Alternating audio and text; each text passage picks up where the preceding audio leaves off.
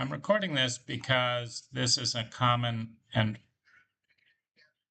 incredibly destructive Agoda loop. View this deal, add to package, no, add to package, no, add to package, no. Refresh the page. We can just go right down, add to package. So basically, Agoda is not going to sell the thing it wants to sell, no matter how many times you wait. Now, this is particularly destructive if you do get through these things because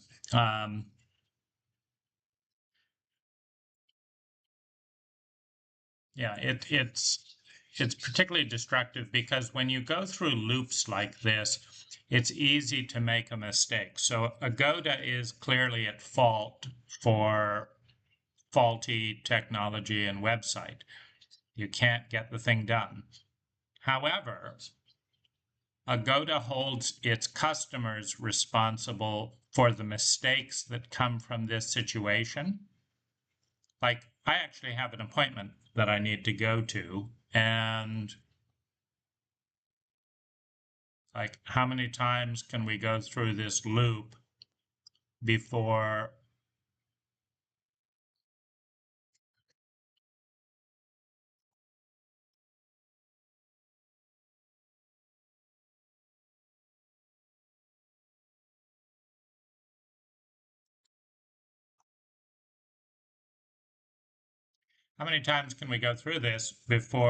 we make a mistake? So Agoda makes massive mistakes, but it's still possible to make a mistake. For example, I'm not checking the date every single time. Agoda can change the date because its default isn't these dates.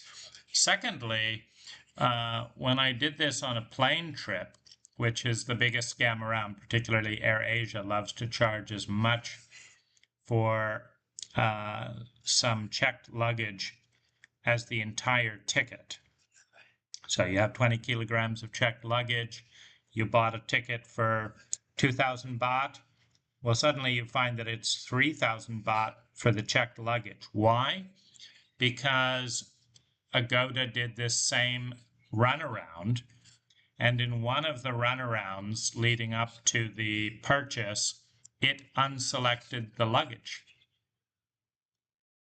So now that costs you $100. In other words, this costs time, it costs money, it creates friction, stress. It's bad for Agoda's business. It's bad for the customer. It's bad for the hotel. I'm giving up on this deal for now because I'm tired of dealing with Agoda and I have an appointment. And so every single person loses because Agoda doesn't have its website together.